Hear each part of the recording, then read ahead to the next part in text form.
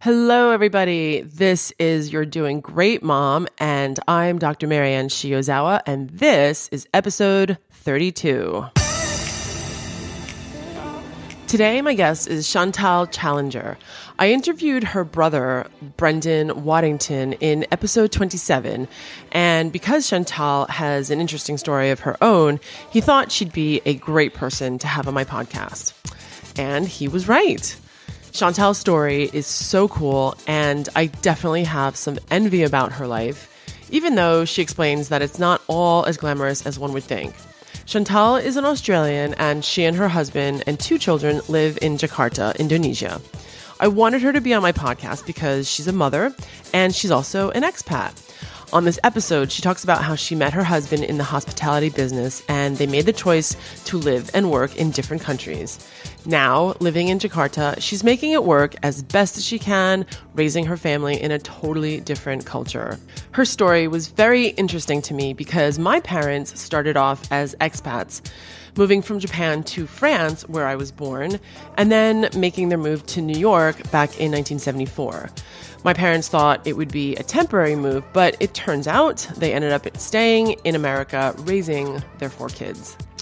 Chantal says that she's not really sure what they'll do long term, but it's an exciting story, and it's a life definitely off the beaten path, living in a different culture, being a mother and a wife, and figuring it out in the best way possible as they go. So if you're an expat or if you move to a different country raising your family, this is a great one to listen to. Enjoy. Chantal, thank you so much for talking to me today. I'm so excited to hear your story about everything about motherhood and why you moved. So why don't you just tell me about who you are and where you live and how many kids you have and all that good stuff. Yeah, thank you. Thanks for having me to start with. It's lovely being here. So I'm Chantal Challenger. I'm currently residing in Jakarta in Indonesia. My husband and I both work in hospitality and hotels, and with that job, we move around quite a lot. And maybe in the last 10 years, it's seen us in Indonesia, in Singapore for 6 years, New Zealand, Australia, and Fiji Islands.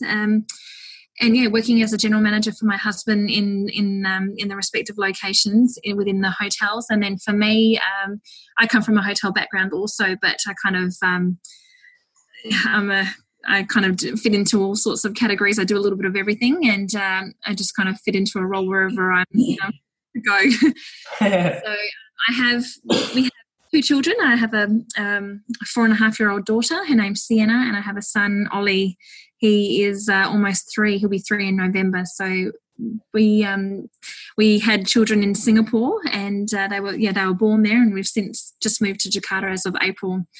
So it's made for some interesting travel stories for sure. Mm-hmm. And obviously some challenges, obviously being away from family and friends. My husband's originally from Auckland in New Zealand, and I'm from Perth in Western Australia. So being from 2 separate countries and having family in those different countries, that's probably our biggest challenge. And then, just living an expatriate life and all the stories that go along with it.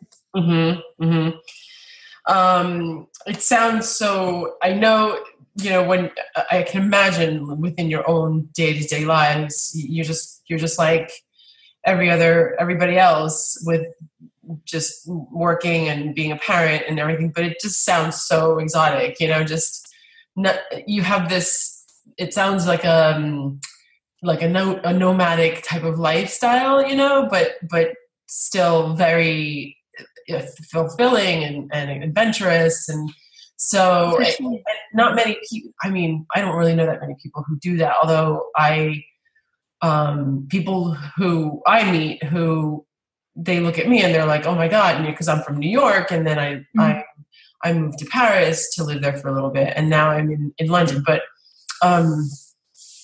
that's nothing compared to what you have done, and being in your industry. It sounds like that's just part of the industry, I guess. Absolutely. Yeah, I think especially in hotels in my husband's role as an executive manager, the general manager, certainly within his company that he works for, they don't like general managers to be in any one property for more than 2 to 3 years. They don't like them getting stagnant, and they like new eyes coming in to kind of view the property from a different perspective and always continue the improvements and that sort of thing. So within this company specifically, they like to move them around and give them new insights and new projects and new hotels and new destinations, just to really keep that innovation coming through and new ideas and things. So for this industry specifically, yeah, absolutely, it's definitely part and parcel. Hospitality, obviously, it's probably one of the biggest industries around the world, and every country has hotels. And I mean, obviously, we're here in Asia Pacific, so the growth, this sort of industry is huge, and it's just increasing every year. The demand within Asia Pacific, there's within my husband's company, there's hotels opening. I think there's hotels opening every month, hundreds of hotels, and the demand for general managers is, echoing that.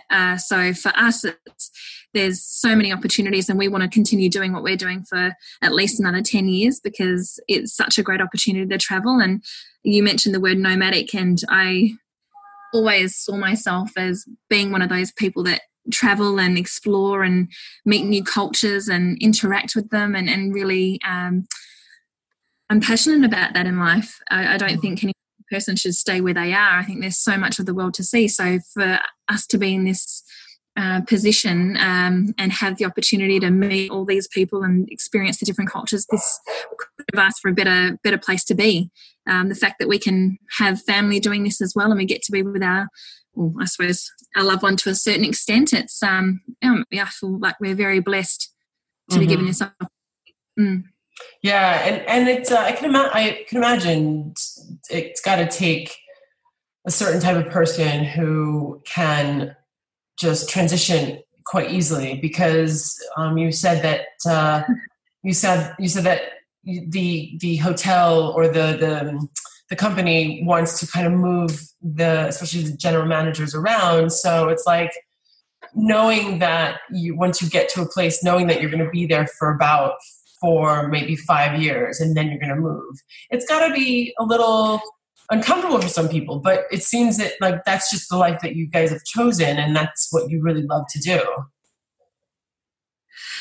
Yeah, when you just mentioned that, started leading into that questioning, I'm giggling because, yeah, it absolutely does take a certain type of person, and I would never in my wildest dreams thought that I was that type of person that could adjust that easily. I think I probably never would have imagined what that involved, and even to this day it still surprises me what sort of challenges are thrown your way when you do have to adapt so quickly. And I suppose even more so when you do have a young family, it's so important that you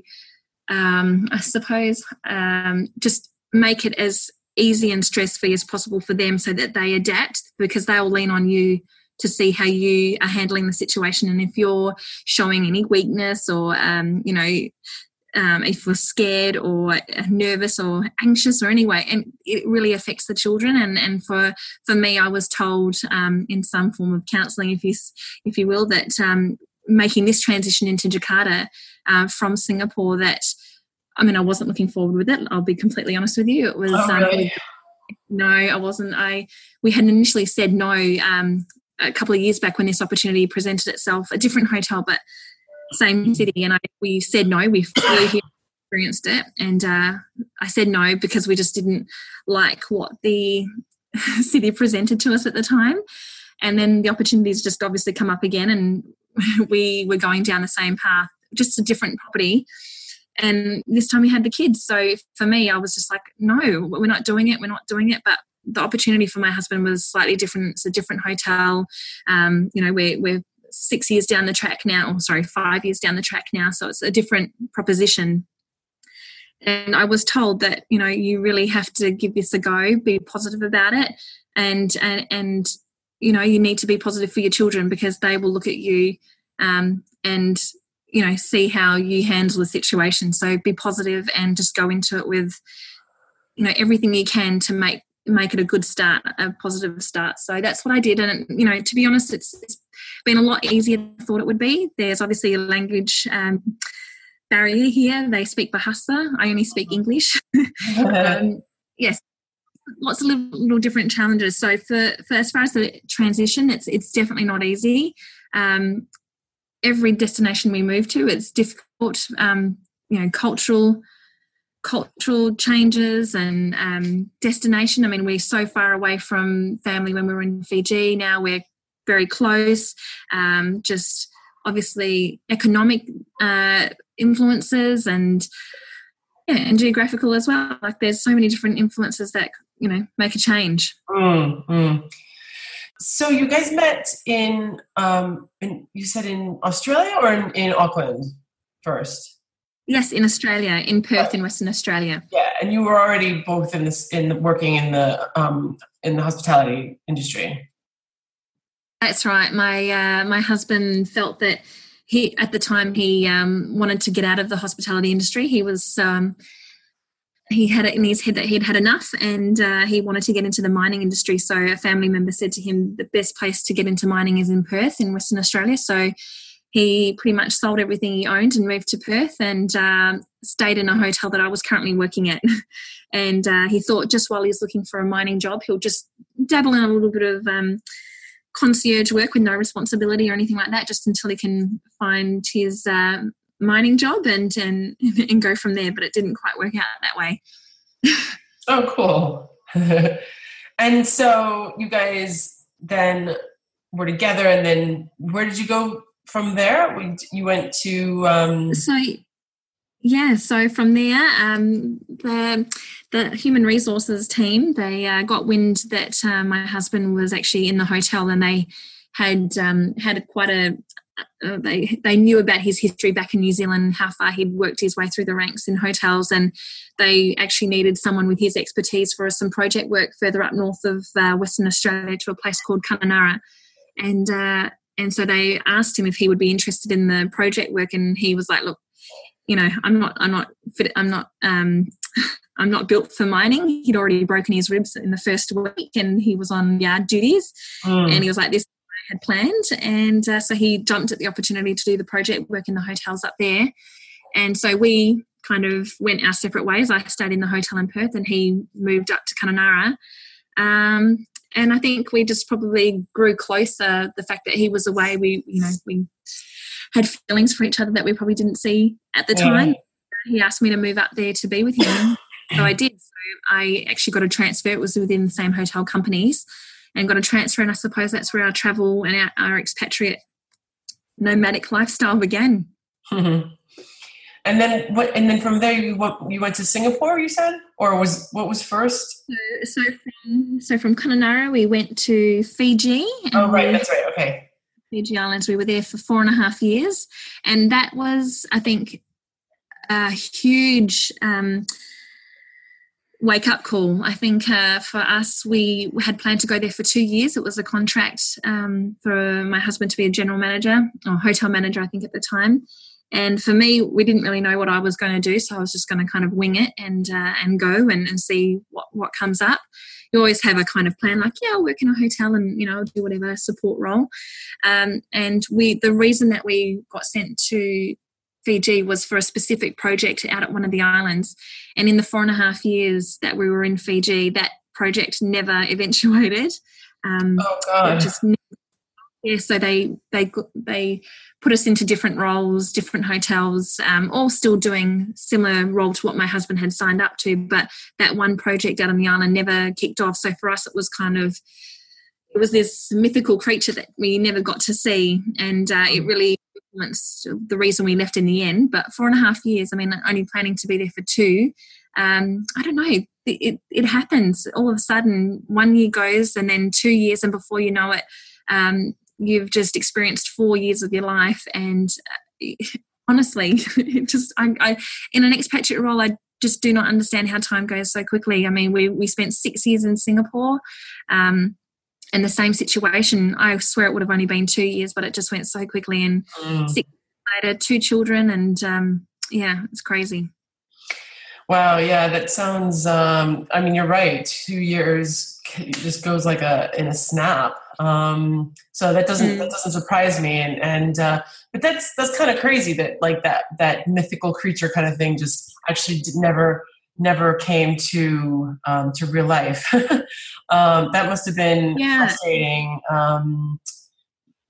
I mean, to me, it's like, oh, well, like living in Fiji, that's that kind of, but it just sounds I'm sure not just, you probably got that a lot from people.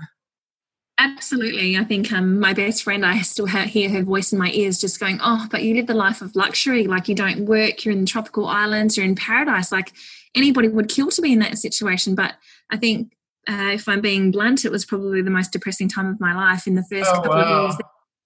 I was 21. It was my first time ever living away from friends and family. And at 21, oh my gosh, you know what you did at 21. Planning with your best friends, you're moving into houses and sharing, you're just like living life. And in Fiji, it's a third world country, and there's not a lot of. It's a very small community and everyone knows everyone. And the expatriates that are there, they are probably more established in their in their expatriate role. So they've either done it before or they're kind of settled and have got kids, or it was difficult the first couple of years because I wasn't able to connect with anybody in a similar situation. And I think that's one of the most important things to be able to do is be able to connect with someone that is like-minded and that can understand the experience that you're going through. And if you don't have that, it can be really lonely. And that I had my partner, my boyfriend at the time, who's now my husband, but he obviously had to work. He had a job to do, so he couldn't be there holding my hand and walking me through every situation. He had a job, and it was very, very difficult. Yeah, I was lucky I can see that. Work through the relationships and community and build friends in the last couple of years, and that changed everything. I ended up getting a job and was sponsored to work and that sort of thing. So that completely changes the outlook and you can have something to work towards. But in those first 3 years, I didn't have any of that. So for me, it was really, really difficult. And I think kudos to my husband because he. Must have been hard work because like we had some rough times there, but he stuck by me and like we look at back now and we talk about it and he says like you were struggling and he couldn't do anything about it. He was so busy. It was the early stages of his general managership, so it was difficult times. And looking back, I just think, how did I do it? But it's that sink or swim, survival. Do you really want it? Can you see what it's going to do for the future? And I mean, I'm not the type of person that jumps board or jumps ships quickly. I'm quite loyal, but I do like to give things a good go. And I just kind of stuck by it. And as I said, the situation changed somewhat, so that made it easier. But always thinking that we were going to this island was probably a huge reason as to why we kept going, because it was kind of this carrot that was dangled in front of us every year, like it's coming, they're going to sign, the owners are going to sign, you'll be out there soon. Oh no, it's been delayed, but give it another couple of months. And we're either really stupid or just we're really keen to get one of the two. I think I know the answer, but we'll move on from that. And then from Fiji you went to Singapore. So then from Fiji, we went to New Zealand. After doing 4.5 years in Fiji, we were ready to leave, and I think we just wanted a little bit of normality. For us, we just wanted to be able to, I think we were reminiscing, and for us, we just needed to get back to normality and figure out why we were doing it and just get back to family and back to basics. So that's why we moved back to New Zealand. And my husband would probably say because Rugby World Cup 2010 was fast approaching. So we wanted to be in New Zealand at that time as well. So for us, it was just kind of the perfect storm. We thought, we'll go back to New Zealand and, buy a house and do all those normal people things. And we lasted 2 years and then we went to Singapore. Oh, right. And then when did you guys get married? So we got married in 2010. Right. While you were in New Zealand. So no, we got married. Sorry, we were living in New Zealand, but we got married in Queensland in Australia. Uh-huh. For the fact that obviously my husband's family in New Zealand, my family from Western Australia, we were still in Fiji at the time, and we just thought, we don't know where we're going to be, so how about we just plan a wedding where we can get to easily. It's quite accessible for our friends and family from the respective countries. So we chose Queensland, and it's a direct flight from most cities. So we just thought, that's the way to go. And then it turns out we moved to New Zealand, and we still were happy to fly into Queensland for the wedding. Oh, cool. And wow, it sounds so exciting. It's like very romantic. And so you were in Queensland, and in New Zealand for a couple of years before you went to Singapore. Yeah, just for 2 years. I remember the night my husband came home and he said, look, there's an opportunity in Singapore. They want me to fly there on the weekend to meet the area manager or the regional manager. And I was like, what, this weekend? And he's like, yeah, they want someone there like yesterday. So what do you think? Should we do it? And it probably wasn't even should we do it. It was like, I think we should do it. And we bought a house, and we were just kind of, oh my gosh, I to be honest, I didn't even know where Singapore was. Like, I knew it was obviously Southeast Asia, but okay. I hadn't given to Singapore ever in my wildest dreams. It's not something that was on my to-do list. So husband went, he flew, and he reported back, we did a bit of a Skype, and it was so exciting. I mean, I think if anybody's seen Singapore in the last couple of years, it's last 10 years, I suppose, or even longer, but it's such an exciting, dynamic city. So much going on. And I think from our experience, having been in Fiji, like a third world country, and then, Auckland, which is nothing wrong with New Zealand, you just kind of get swept up in this whole glamorous lifestyle, and we were very excited. So we said, yeah, okay, let's do it. So my husband over within probably less than 3 weeks of when we found out that he got the job, which meant that I then was the trailing spouse, which meant I needed to resign from my job and sell the house and sell the cars or do whatever we were planning. So we didn't sell the house. We ended up renting it out and let them have our cat as well, and sold the cars. And to be honest, we didn't have a lot. We didn't have children at that stage, so it wasn't this huge effort that we had to make. But it's still that moving international, what are we getting ourselves in for, to a country we've never been to? And so that again is that transition where you just kind of have to ride the waves of emotion and go into it and just go, okay, we'll see what happens. And it does take a certain type of person, but I wouldn't say that nobody is capable of no certain type of person is not capable or is capable. I think everybody has got something inside them that allows them to adapt. It's that survival thing. Yeah. Yeah. So that's so cool. So that's it sounds such a huge opportunity, and it's something that you just took on as an adventure, because I can imagine, it could have been like, Singapore for an Anglophone going to an Asian country that's a totally different culture. And you said that you didn't know anything about it. You didn't even know exactly where it was on the map. I mean, that's I think for most Westerners and most Anglophones wouldn't know that either. Like I wouldn't be able to exactly point where it is.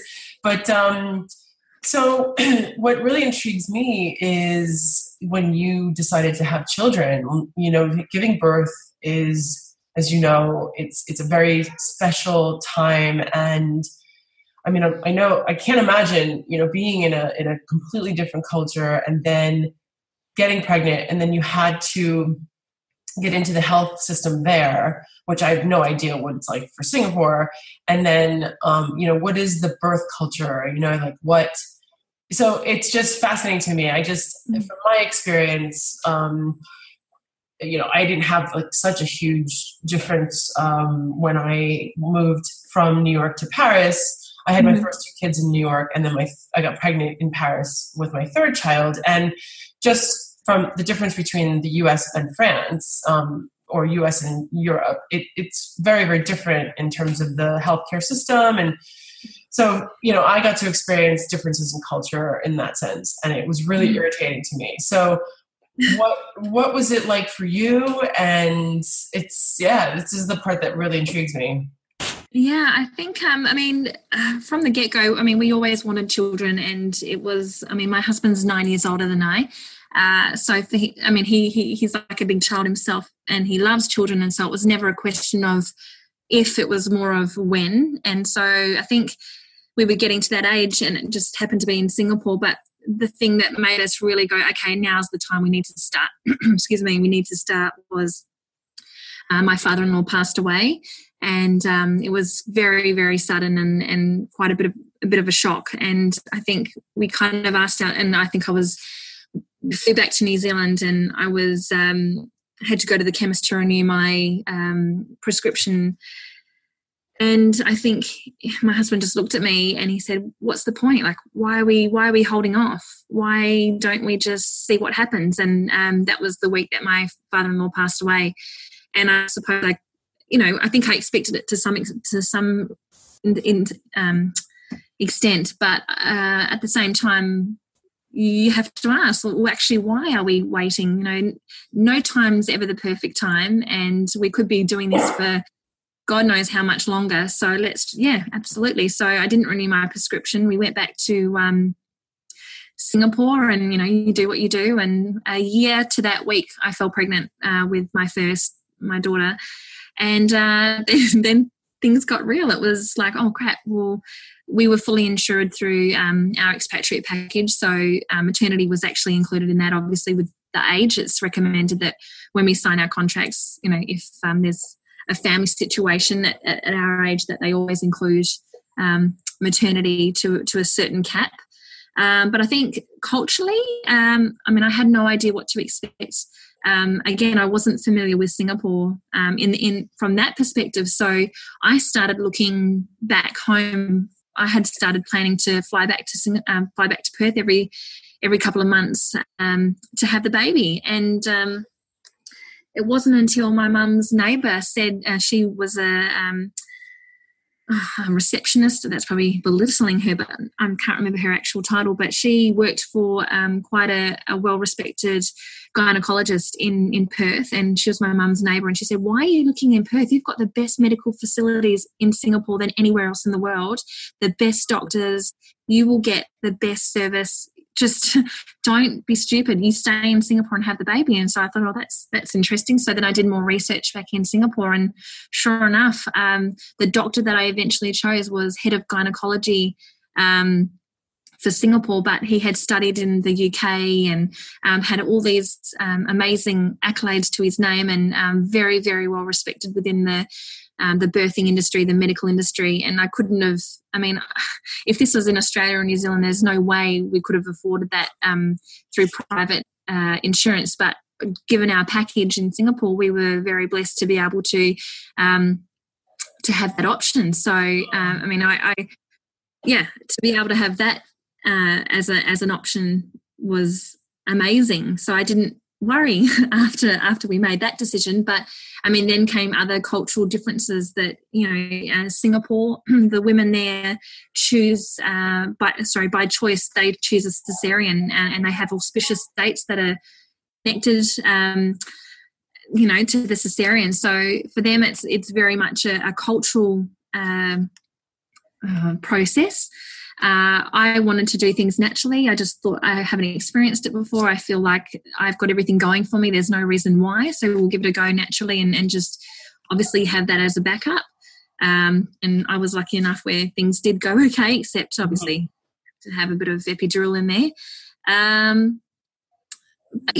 Culturally wise, Singapore is so far advanced than a lot of countries in the medical system. So for me, there was no worries. Obviously, defence plays a big part for a lot of expatriates because not all of them have the benefit of getting medical insurance and the add-ons included in their packages. So a lot of them do have to wear that financial, I wouldn't say burden. That's probably not, when you're talking about having babies, but they have to wear that themselves. So, I mean, there are a lot of other options for them, but it is a lot more expensive than you would have back in your hometown, where you might quite possibly have your private insurance, or even the government. You can have a baby for free these days. So, yeah, it is quite different in that respect. So you said that culturally, women mostly they elect C-sections? That's correct, yes. Oh, wow. Do you happen to know what the C-section rate is in Singapore? I wouldn't. Sorry. But probably is you think it's high, like over 30%? Oh, absolutely. Wow. I think so, because it's about recovery, but more so the auspicious dates. They choose the dates, and right, for their cultural, I think I mean most Singaporean women, they will. I mean, I don't know any that I have been involved with through the workplace or through my friend circle that have had natural birth. A lot of them, and I mean this is changing. I know there's a lot of education about breastfeeding and that sort of thing, but formula is a huge thing in Asia. We say breast is best, but for a lot of culturally, it's not. They favour formula. That is changing. I mean, the midwives through the hospitals and things, they will. I mean, and I probably only saw this from a Western perspective, but they always engaged with me as breastfeeding is what I want to do. But I don't know if it's the same with the local culture there.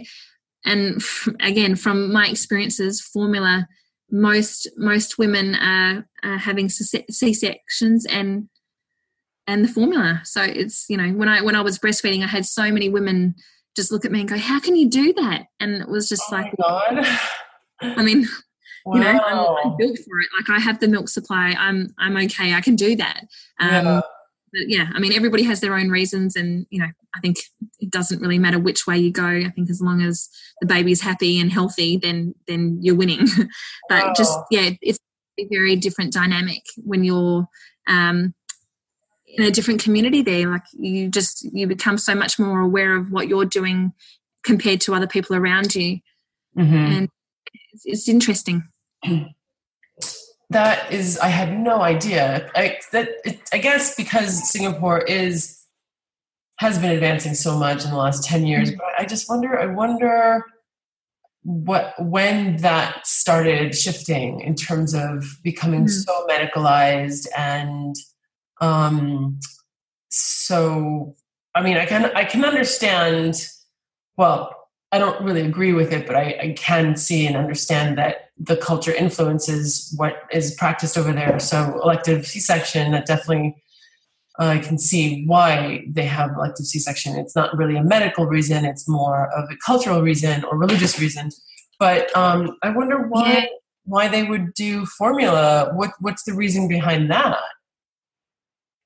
Yeah, I know. I don't know. It's just interesting. So it's making me want to do some research about some of those countries. I mean, the discussion amongst the expatriates, your close friends and within mothers groups and things like that, those women are scared when they have to do their birth plan and things like that. It's that the doctors, the Singaporean doctors, so quickly favour the use of a cesarean section. Even if there may be a certain percentage that look, it might be a little bit dangerous for you to continue this as a natural birth. There is a lot of talk that the doctors favour the C-section, and without looking at more ways where to support the woman who says, no, I want to do everything I can to try and have this baby naturally. Apparently there's a lot of bias towards C-sections within that local medical community. The I was just lucky that my doctor was heavily, heavily supportive of a natural birth. And and I don't know if it's because he studied abroad and sees what the rest of the world do and how, I honestly don't know, but that was important to me to have someone that would support my decision, and not just if a minor complication arose that, they'd say, no, actually, I think it's best to go down a C-section route. I really wanted to try everything I could to do things naturally, at least for my first, until I could, was able to make my own decision. Mm-hmm. That's great. I think that's really great that you did that, especially because a woman who is pregnant for the first time can be heavily influenced, either way, really, especially if she's not aware of there could be so many just different scenarios, but it's really great that you actually knew what you wanted to do, and then also you were able to find that doctor. Well, I think, and I will credit a resource that we have amongst the expat community. It was Singapore Expat Wives, and I think it's something like 10 to 15,000 members, and they're all expats from all around the world. And, the experienced expat, the one that's been there for 20 years, to the new expat, the freshie off the, I was going to say off something else then, but that's just landed, and that's only been there for 2 weeks. And there's still people that haven't quite arrived to Singapore, and they're checking in to say, look, if there's anything that you can bring to Singapore, what would you recommend that you can't get there? And so this resource was just full of information. And so that's actually where I turned to ask for advice on recommended obstetricians and all the rest of it. And my doctor came in, with so many glowing recommendations. And so I thought, well, let's meet with him and see how we feel. He had such a professional bedside manner, and Singapore, very sterile as far as small talk and it's professional, and especially obviously in this environment, it was purely professional. Everything was just about, making me healthy, making my baby healthy, getting this baby out in, the smoothest possible manner, like what we need to do to make this happen. And it was all business. So, for me, that worked really well, because I needed to know exactly what I needed to do. Like being scared wasn't an option. And I think that goes to say with a lot of, mums to be, that going through their first pregnancy, it's such a scary world. And God, there's so many decisions you have to make, and, let alone how to get the baby into the world. So you do need some direct approach. And for me, it worked well, but I think a lot of mums need that nurturing side, and, they need to be able to trust the person from another side as well. So so many different decisions and factors that come into choosing. And so having this input from women all around. So you said last thing I heard you say was that just that group, just being in that group was really helpful. Yeah, absolutely. Yeah, that's so great. So did you use the same doctor for your second baby? Absolutely, yes. Yeah. So as it turned out, my first child, my doctor was actually on leave. Oh, God. Sienna arrived 2 weeks early. So I got to meet my stand-in doctor. He made the introductions and everything. And just in case the baby comes early, this is who your doctor will be. And so for the second time, I thought, do I go there or do I go with the former? And I just thought, no, he got me to that point where it was such a great birth and everything. And at the end of the day, like all the work's done, but there was no complications or anything. And so I went back to him, and it was even better. Like he was there for the birth. So you went with the first doctor, or not the substitute doctor? Oh, sorry. No, I went with my original doctor that I had chosen. Right. And he was able to be at your second birth. Yeah. I gave him an ultimatum, but no, he was there. Did you give birth on time, or what was that? I was a week early. Early with my son. But I think in Singapore, do they count 40 weeks or 41 weeks as the due date? 40, 40 weeks. Yeah, 40 weeks. Okay. Yeah. And so you were a week early, and the second birth was straightforward, or? Straightforward. Even better, I said I had a couple of concerns going in, as far as I want the epidural as soon as I arrive at the hospital, and number two, I don't want the anaesthesiast that gave it to me the first time. I want the best anaesthesiologist that you have, because the last one was crap, and that's probably the worst part of my first childbirth experiences, was the pain that I endured having the needle. Sorry, I think you lost that word. I said, look, I need the best one that you've got. So yeah, I came into hospital. I got the best anesthesiologist.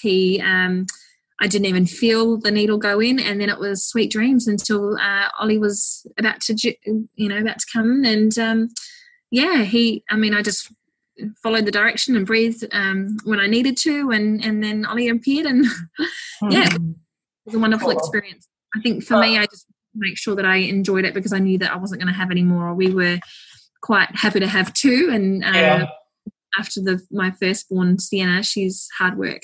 So we thought, no, we only need one more, and and then, so because the breastfeeding was the whole breastfeeding culture was so,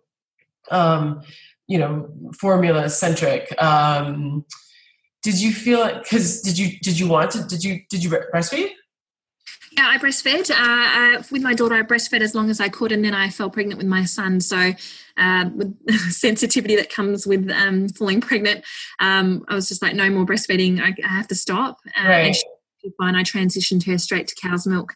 So did in a culture that promotes formula, did they still give you some good breastfeeding support? Absolutely. And I think, I don't know if that's because I am obviously a Westerner, but the midwives in the hospital, I think, and the reason we chose this hospital as well is because it was their first practice was breastfeeding and natural birthing and all the rest of it. So we specifically chose this doctor and this, I said hotel, didn't I? And this hospital because of values and because of what they believe is their best practice. So yeah, for me going into that hospital, the question's always asked, but they knew before I even got there that I was breastfeeding, and that was my preference. There was no talk, there was not one word asked about formula. So once I had both babies, in the first instance, and then Ollie, the midwife came in and straight away, gave me techniques on how best to, hold Sienna, and, the various different ways to, get her feeding and the support throughout the night and things like that. So my doctor and the hospital and the midwives, they were all fantastic. There was not even a word whispered about, formula. But on the flip side, I think they would have been very supportive had I asked or, wanted to go that way. But I chose this hospital specifically for their practice. Right. Yeah. Oh, good. Yeah, that definitely helps. Because that is one of the things that I find just in general, women who want to breastfeed, it's so important to have as much support as possible to encourage and to support the mother's choices, and then just the encouragement. Do you know what I mean? Yeah. And that is such a huge aspect to a successful Are you there? breastfeeding. I think I lost you again. As you know. Wow, it's very cool, like how you managed to do that, and so then when is it Oliver you said? Ollie, yes. Yeah, so when you guys moved to Jakarta, this is just, you guys just moved there like in April, you said? That's right, yeah. Wow. Are they in like a preschool or a little school yet, or? They are. So Ollie being 2.5 or nearly 3, so he started school this year. He's in nursery 1. So it's actually there's a range of age groups that actually attend this first class. So I think the youngest student in his class is 2 years old, and then you've got Ollie, who's the oldest, who is like 2.5, nearly 3 in November. So there's about a 12-month difference between the children in his class. But, I mean, they all do the same sort of activities, and they're all learning Mandarin as a second language, as well as Bahasa. And then you've got everybody in the school, they speak English as the first preference. And then, I mean, it's a great school. And then you've got my daughter on the flip side. She'll be 5 in March next year, and she's in kindergarten 1, so K1.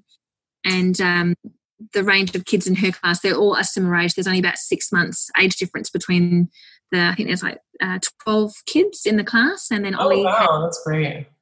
Yeah, so it's it's quite an intimate little school, but I mean, it's great. The learning possibilities they've got, it's all I think they call it inquiry learning, where they really just explore, and whatever takes their interest, the teachers all just kind of support them in that. And I mean, it's really eye-opening to see how much my son, because he kind of goes in my daughter's shadow a little bit. So when he started school this year, all of a sudden he just has really blossomed. He's in a different class. Just to see his own little personality really shine, it's wonderful to see. So, yeah, he's taken on this whole new school situation with such a positive attitude, and it's really showing in the way that he's growing now. It's just, it's amazing. That's so great. So how long do you guys think that you're going to stay in Jakarta? Well, I know I don't like to answer because every time someone asks me, I say, we're only going to be here for 2 years, and then that turned into 4.5 years in Fiji. And well, then don't answer. You don't have to answer. Because I was actually do I ask for that? Or because, I'm gathering that it's just not a question that you really want to answer. No, I mean, it's the contract. We're here for a minimum of 2 years. So anything can happen. Watch this space. But yeah, I mean, it really just depends on, I think, well, one of the big factors here is schooling, because traffic congestion is renowned for being bad in Jakarta, and it can take, I mean, the school is only something like 4.5 k's away, and it takes us 45 minutes to get there each morning. That's on an average transit. Sometimes it can take an hour, sometimes it can take longer. It just depends how the traffic and how the how much how early we leave, I suppose. But that's 5 minutes to school every morning, and then 5 minutes back. It's a bit of a journey, but that's the primary school. That's the nursery. And then when they start primary school, which is like grade 1, all those schools, international schools, are South Jakarta. So that's a lot further away from us. But average travel time will take about an hour and a half to get there, and then an hour and a half to come back. So I don't really want to send my kids to school when they have to travel, up to 3 hours, possibly 4 hours a day just to get to school and back. At this age, I think they're too young.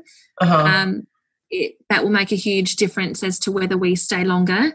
So another year before we have to look at that option. But there are other schools around, but they may not be international standards. So I think that's a question we have to ask ourselves. And I think, obviously, if there's another opportunity that comes up with my husband's work, another hotel, that also plays a part. So it really depends.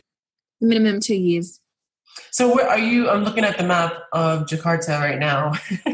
Where are you guys? In central or north, or like you're far away? We're northwest. So it's, what do they call it? It's like Grogol. So you're close to the border, the shore. Yeah, I mean, the water's not far from us. We're I mean, we drove it on the weekend. We're about 15 to 20 minutes from the water. It's north, so the motorway runs through it, and Yeah, I mean, I can see the ocean from where I am, but if we were to travel in heavy traffic, it could take up to a couple of hours. Oh my gosh. Yeah. So, yeah, that's really. So you said that they mostly speak English, but they are taught the native language. Well, in Jakarta, the first language is Bahasa, so that's the main language here. And then in this certain districts, like in central Jakarta, obviously where it's a bit more tourist prone, they have the larger international hotels there and things. A lot of people around that area tend to speak English, but not very good English. Mm-hmm. And where we're based, we have malls around us and things like that, but it's probably my biggest challenge living here is not being able to speak Bahasa, and just the day-to-day challenges I face with that, associated with that. And I mean, like, for instance, I got my new work laptop and it didn't sync with my old monitor. I had a VGA cable and I need a HDMI cable insert for my laptop. That's all pretty standard. Went to like an electronics store and I couldn't explain to them what I needed. I ended up having to show them a photo. And they converse, and it's frustrating because you can't then say, well, look, where can I get it then? Or all the local websites for Indonesia, like one of the staff here said, look, you just get onto Jakarta Notebook and it's got everything that you need. And so I got onto the website and it's in Bahasa. And yes, I could Google translate it, but again, the way that I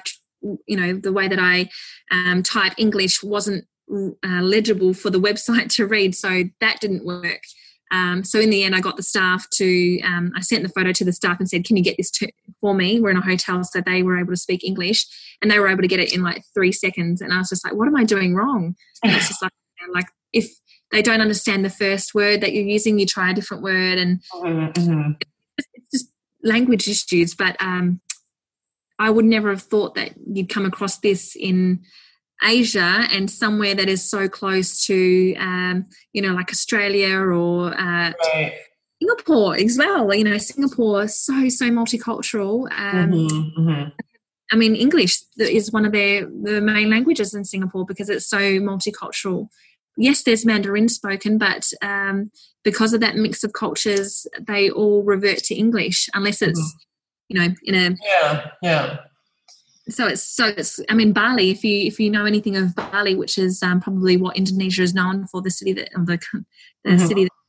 Indonesia is known for, Bali, everybody speaks English, and they even speak English with an Australian accent because Australians frequent Bali like a second home.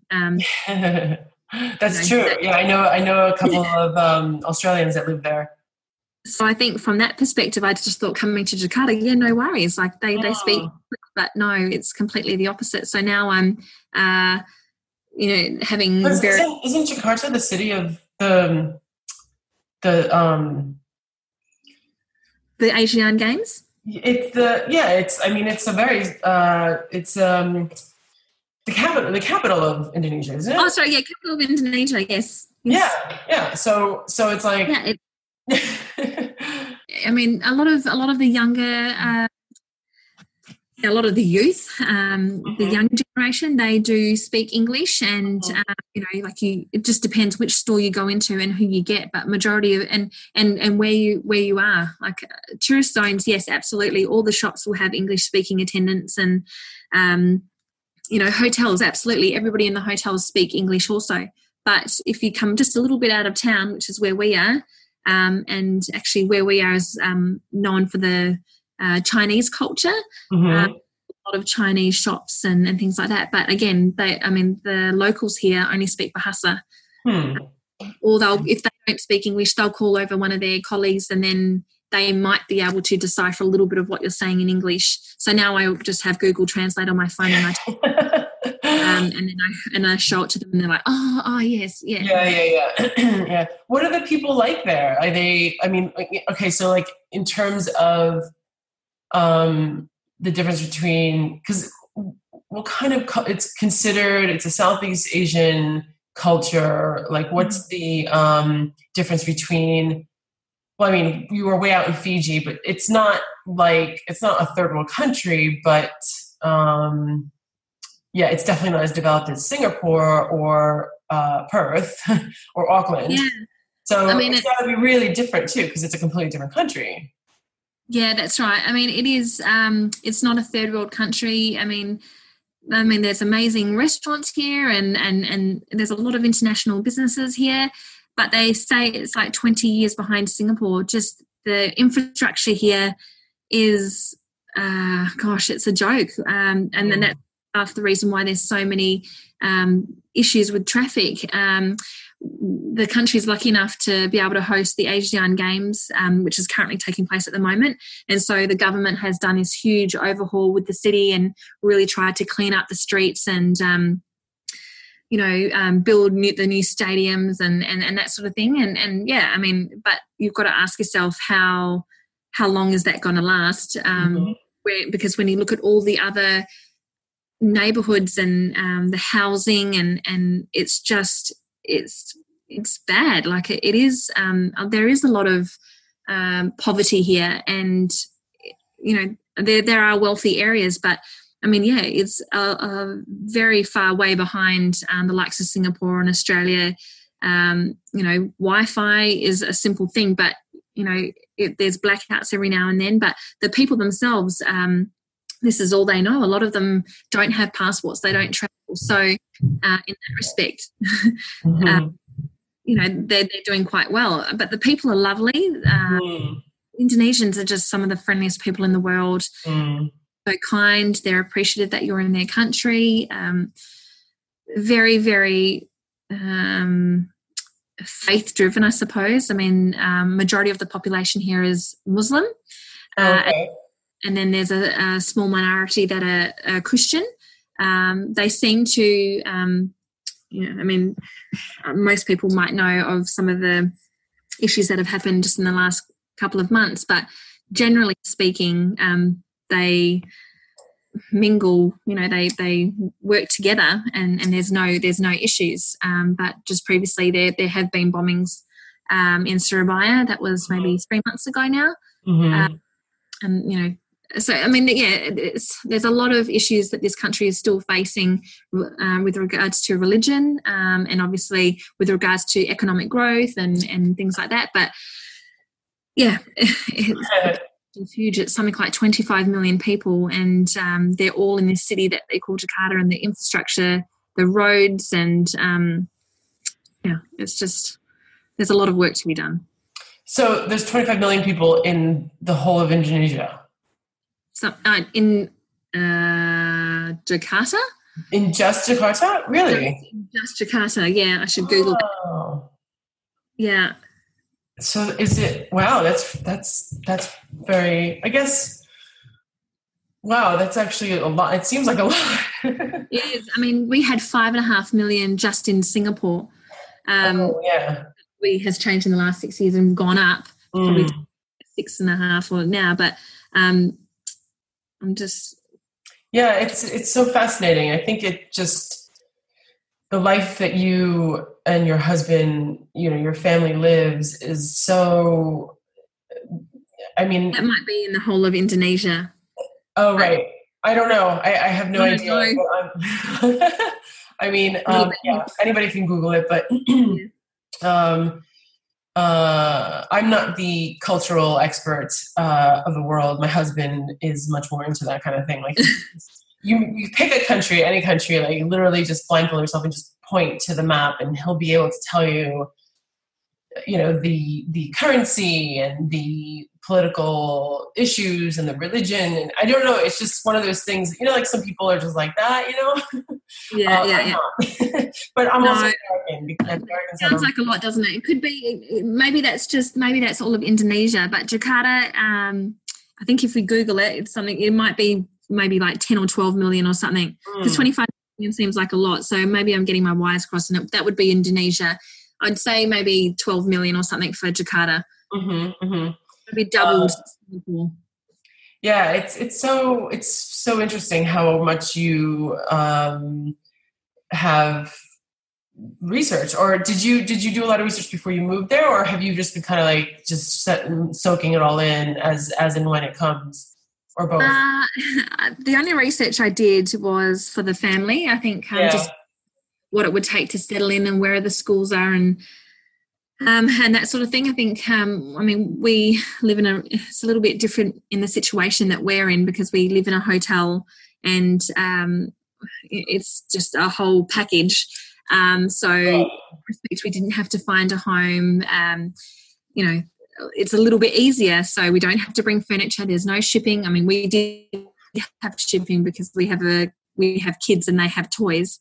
So yeah, we had like 19 boxes just with kids' toys. But yeah, I mean, so I didn't have to do a lot of research, and I think for us, it's more about just immersing ourselves in experience when we get there. And you Google where is it, and you look at the map and you think about that sort of thing. But I mean, it doesn't really help you in settling in. So I think for me, it was more about just getting the kids settled and then make it work. And to be honest, I just haven't had time to look over the kind of the details of, what makes up Jakarta or what makes up Indonesia. It's about, for me, it's just about getting on. Like I've got a full-time job, so I work, and I'm trying to, at the moment, deal with a nanny that is having her own family issues and how that is different as well, because it's culture here for men to have multiple wives, and it's very common here for abusive relationships. So my helper's going through that at the moment, and it's how much do I get involved? I need to protect my family as well. We're in a work environment where we live, so does that pose a threat?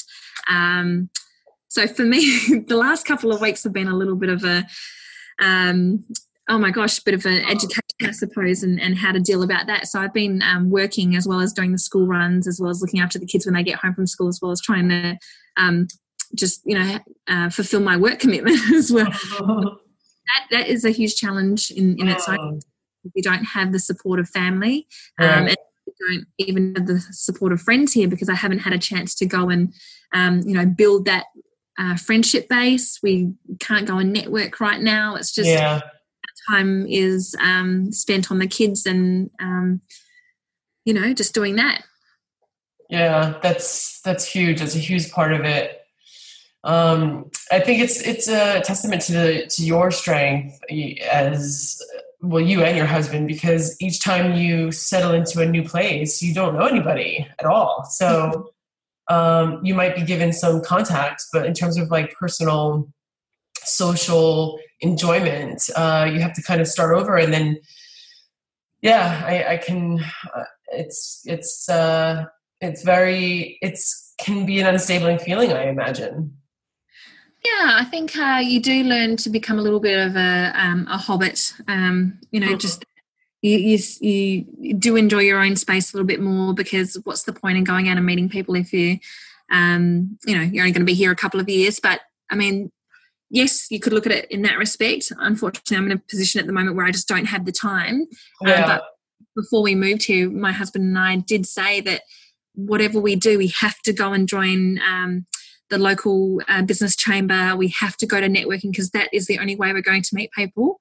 And that's what saved us in Singapore. I was working for the New Zealand Chamber of Commerce as their event manager in Singapore, and it was my job to create networking events. So that's how I met a huge group of the friends that I would like to now think that I'll have for life, and I still stay in contact with them. I'm on the WhatsApp mums group, and we're slowly dispersing around the world now. That's great. So I mean that as long as you've got your friends, social media, Facebook. I mean, people love to hate Facebook, but to be it's helped me get through, because I feel like I'm a part of. I can still keep in contact with my friends even if I can't see them. Like that is my survival to some extent.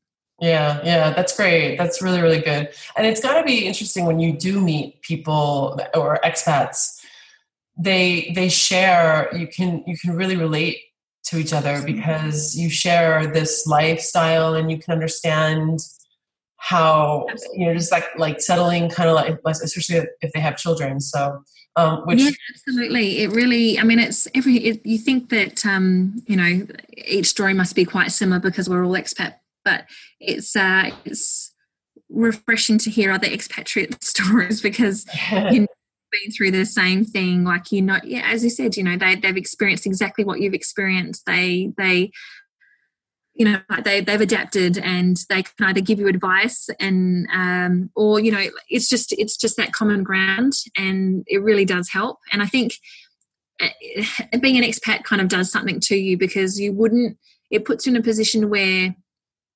you befriend people that may necessarily not you wouldn't be friends with in your home environment, your little circle back home. Like, it really opens you up to different personalities and just being accepting of other people and open-minded, and you make some really amazing friends and you meet some really unique people that you wouldn't usually do living back home. It forces you to get out of your comfort zone, and like, it's not a bad thing. Yeah, that's really good. That's a good point. I didn't think about that actually.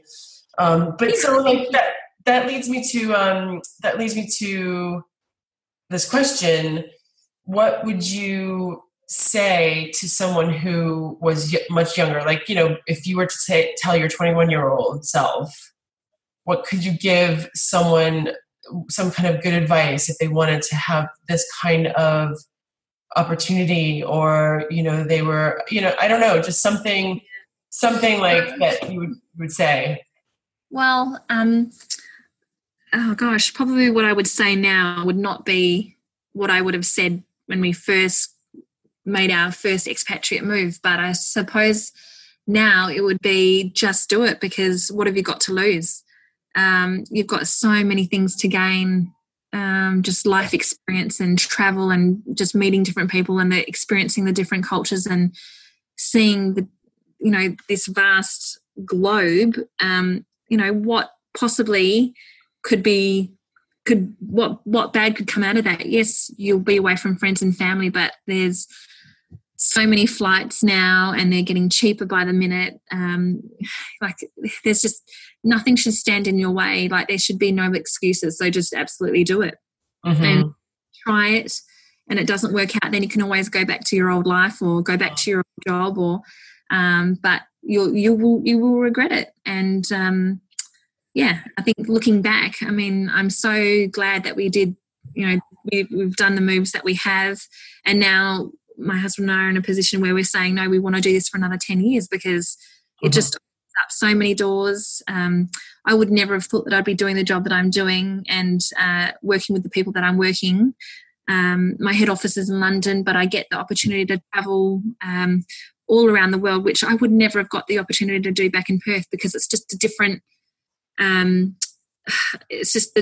part of the world there. And I don't know, like, it really puts you out of your comfort zone, as I mentioned, and it really shows you something about yourself that will surprise you. Yeah. And I think that what you're doing is you're also showing your children, I mean, they don't know anything else, they don't know life in any other way. And as long as they have a safe and loving environment, they are going to blossom. But once they start to formulate these memories as they get older, if you continue to do this for the next 10 years, in 8 to 10 years, they'll have these memories of, their identity, and their personality is going to be so beautifully influenced by this lifestyle and what you've shown them, and just the expansiveness of meeting all these different people and these languages and cultures. I think that's just so special. I think that's awesome. Yeah, I think that's a huge driving force as to why we want to keep going on this journey, because we're seeing how the kids are growing and adapting and blossoming. And I mean, when your child can sing a nursery rhyme in 3 different languages and rehearse the alphabet in 3 different languages, you have to sit back and go, holy crap, like, yeah. I mean, I still can't. I'm learning, actually. I can probably count in a couple of different languages, but, you know, it's we put it back to ourselves when we were growing up. We looked at things in a very square, like a regional context, I suppose, just, you know, what happens in our country and, you know, the regions of our state and this sort of thing. But our kids now, where we are based, they're looking at things on a global scale. They're tackling issues on a global scale. Nothing is just regional here. Like, yes, they know Asia and they know Southeast Asia and, you know, and that sort of thing. But because it's such a small part of the region, they have to look at things on a global scale. The rest of the world impacts what happens in this region. So that to us is so exciting that we are giving the kids this start in life that we didn't have. And if we can keep that up, they're going to be in such a great foothold moving forward that, you know, they'll be unstoppable and hopefully be ahead of where we were, you know, when we graduated. And, you know, I mean, it's great if we can give our kids this start to life, then and they're enjoying it and they're showing the benefit, you know, showing that it's positive, then absolutely, you know, there's no reason why we should go home right now. I mean, yes, but we're lucky enough where family can come to us and we get back quite often. But it's great for the kids. It's great for us. So yeah, that's so great. Cool. Well, Chantal, thank you so much for talking with me and spending this hour with me. And it was so interesting. I loved it. Oh, thank you so much, Marianne. I appreciate it.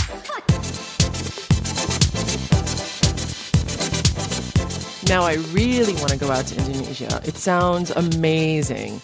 Don't you love Chantal's spirit and positivity? She was so wonderful. Thank you so much, Chantal. If you'd like to get in touch with Chantal, feel free to email her at chantal.waddington@gmail.com. You can find her info in the show notes. Thanks again for listening. Make sure you subscribe and write a review. It really keeps me going when I get a message from someone saying that they love these episodes. It's also a surprise. So, you know, these massive podcast celebs like Joe Rogan or Lewis Howes, when they say at the end of their episodes how much they love the reviews, et cetera, et cetera. Well, it's true. I believe them that they read these reviews and they get all this feedback, positive feedback. So the words of support and encouragement definitely makes this worth doing. So thank you. I really appreciate it. And one more thing, if you are a wine geek, make sure you head over to the UK Wine Show podcast with Chris Scott. My husband, Julian Wiseman, is on 2 episodes talking about vintage port and the book he spent the last 10 years writing, Port Vintages. And make sure you buy your copy of his book, which, by the way, is only available until this Thursday to buy. So it's only available for sale until this Thursday, the 1st of November, until midnight. All the orders go to the printers this Friday. So after that, that's it. It's closed. So check it out on the website I created for him. Yes, this has been my second job, my new job for the last few months, acting as the PR agent, the marketing mogul, the social media queen, his executive assistant, and admin, all wrapped in one. The website is portvintages.com. So just check it out. And until next time, have an awesome day. Thanks, everybody.